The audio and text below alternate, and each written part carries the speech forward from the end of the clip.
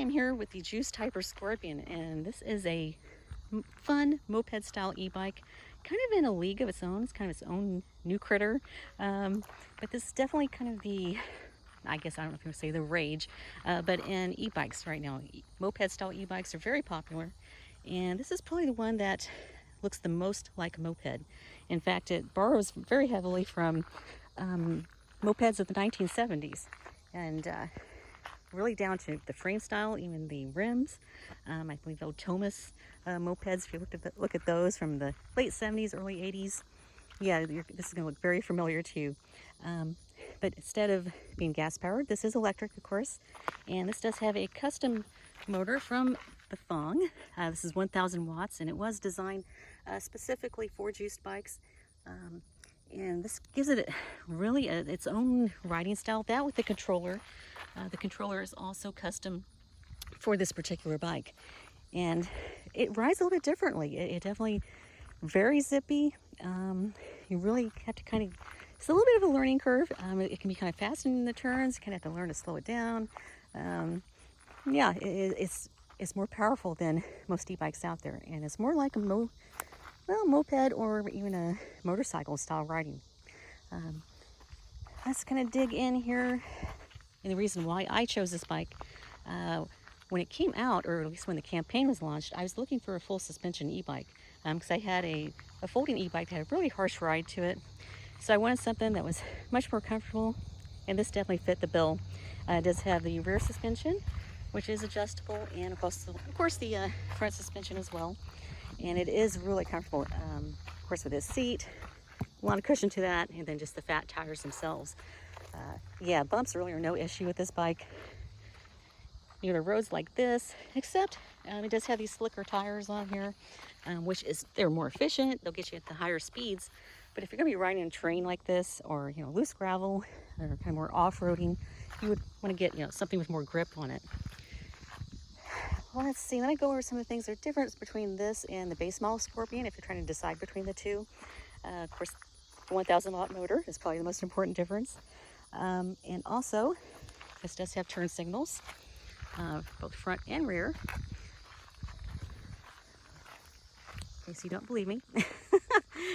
And that was a safety feature that I really liked about this, because actually I backed the base model Scorpion originally back in September, and in October I upgraded to the HyperScorpion.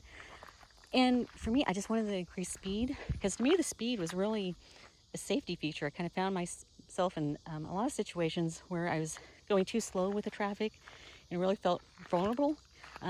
So having this increased speed, I can kind of keep up with residential traffic. I kind of keep pace with it a little bit. I can cross busier roads more quickly. So yeah, I mean, for me, I'm not really a thrill seeker. I don't really need to go fast, but I did want the speed for safety. Another safety feature on this, of course, is that headlight. Right now I've got the daytime running light on, which just illuminates this ring here. And then when I can turn on, I guess we can call it the high beam. I'm not sure which one to call it. But then you get the full power of the light, and it is very bright. And of course, cars, that's a very good safety feature because cars can see you. But also this light is good enough to go riding at nighttime. I believe it's 2,000 lumens, which is pretty powerful for an e-bike headlight. What else can I tell? Oh, of course, the battery. The battery is a big reason why this bike has the power that it does and the speed that it has. It's 52 volts, and you see 19.2 amp hours. And I'm getting, yesterday I did about 20 miles. I was used to race mode quite a bit because I was kind of on busier roads. And I probably had about 30 or 40% left of the battery. So if you're using it a little bit more aggressively, of course, the range is going to decrease. If you're putting it more in eco mode, if I go down here, yeah, then I think they say you can get up to like 75 miles. I don't know, maybe. But a lot of times I'm riding in either level 3 or sport mode, and I'm pedaling along with it. So that does help with the range quite a bit. And the pedaling, that was something that I was concerned with a moped style e-bike. And this kind of seat, I'm worried if it was even going to be practical to pedal it or comfortable to pedal it, and it is. This does have a torque sensor, so it's very responsive takes off very quickly, and also has a cadence sensor as well. And I believe it has like over 100 magnets in that cadence sensor, and most cadence sensors they only have like 12 magnets in them. So it has over 100, so it's very, very responsive, which you would need, because when you're taking off on a heavy bike like this, it's about 106, 107 pounds, somewhere around there. You need it to take off quickly, because you're not going to be able to do it very well on your own power.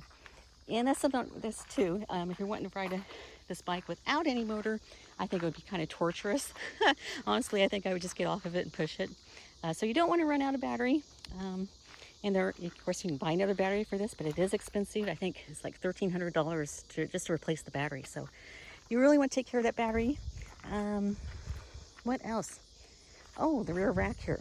There are accessories coming for this as well, including a passenger seat.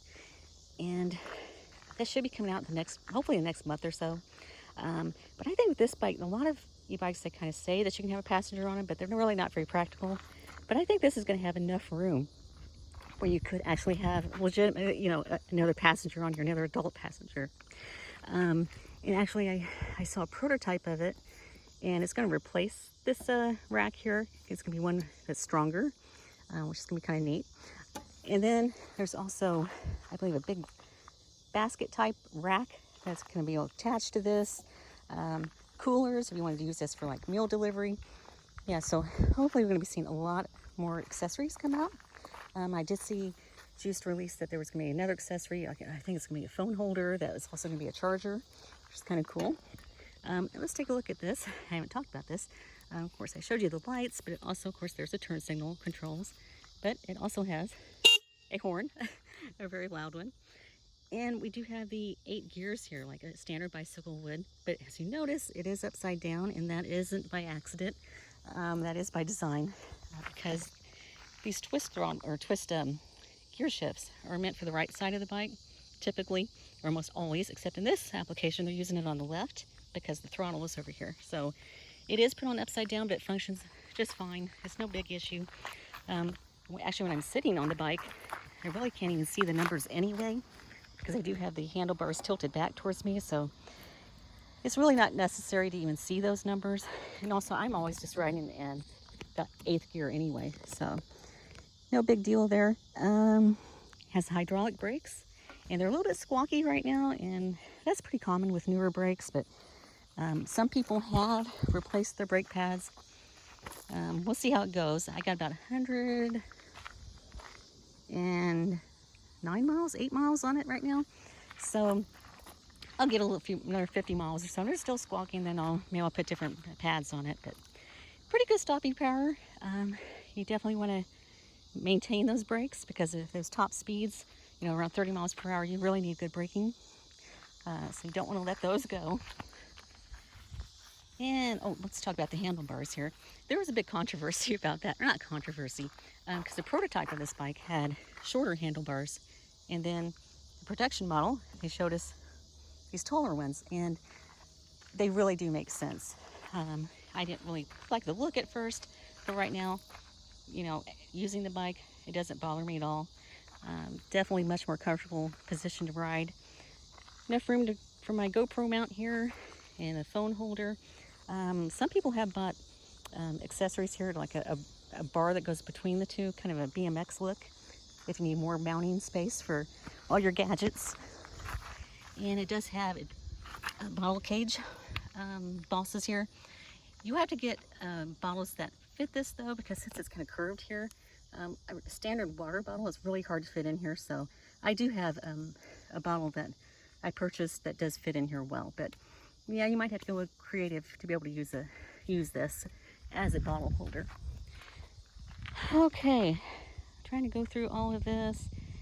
As you see, the front rotor, I believe this is 180 millimeters up front and only 160 in the back. I kind of wish it was 180 in the back as well, just because, again, it's a heavy bike and it goes fast. I'm not having any problem with braking, but I think those pads are going to wear out much more quickly than on a standard bicycle, of course. And it does come with mirrors. It comes with 2 mirrors. I just only have the left side mounted right now. For me, that's good enough. And plus the one here on the right, I can never get it to stay put. It just kind of kept spinning around in circles. I think I'm gonna get some Loctite to put on here because once in a while this will do that too, but for the most part it stays in place. All right, what can I say about this? Take a look at the derailleur here. This is Shimano Altus, so it does use pretty good components. This isn't high end, but definitely a nice one. And again, it's 8-speed. I believe the chain ring on this, I think it's 56 tooth, so that's pretty good size. So it's nice pedaling. Of course, if you're taller, there is a tall seat option, which raises this about 3 inches, I think. I'm only 5'1", so I'm able to ride very comfortably on this bike. Okay, is that it? Man, I'm out of breath today. I'm trying to get this in before I have to go to work. But anyway, this is it. If you have questions about it, you know, I'd love to answer them. I've been following the progress of this bike all year, beginning, well, last fall. So it was really a nice distraction during this crazy year and so nice to ride. One thing you want to keep in mind is that just the legality of this, where you live, because it is 1,000 watts, it puts it out of the e-bike category, at least here in Illinois. So it's kind of in a gray area. It doesn't have a VIN number, so I can register it as a moped, but it doesn't really qualify as an e-bike either. So just, you know, kind of go low-key, don't ride it stupidly. It should be fine.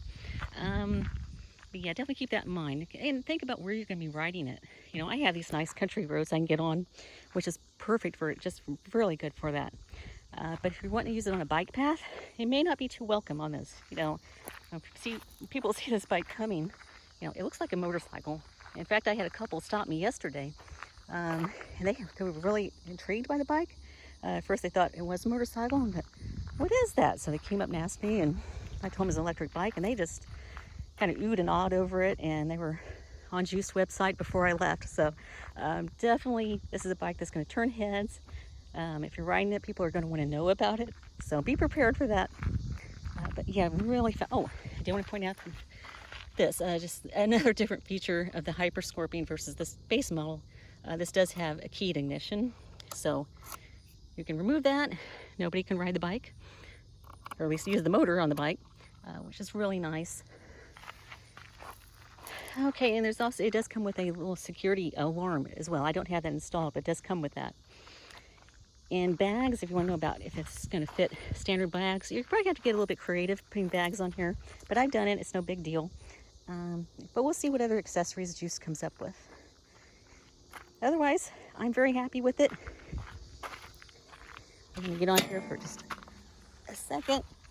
And okay, I'm back. I tried to go off in a real cool manner. I was going to ride one-handed out of here. That didn't work. Okay, I have to keep both hands on the handlebars. But some people can ride with one hand. I can't. But anyway, here it is, the Juiced HyperScorpion. Waited a long time for it, and yes, it was worth the wait. This bike is just built like a tank. It is heavy, so keep that in mind if you wanted to put this on a... It's definitely not going to be able to go on a regular bike rack. You'll have to get more of a motorcycle carrier for it.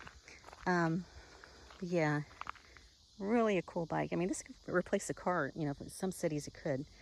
Definitely could. But anyway, it is just cool looking, isn't it? It's nice out here. Well, anyway, if you have questions, again, feel free to leave a comment. And hopefully I went over everything. Did I miss anything? Oh, I did miss. It does have a USB port here. And I was using that to charge my GoPro yesterday. So you can use that to charge your phone. That is very handy to have there. I think I've covered everything else. At least the important stuff. Okay, thanks for watching.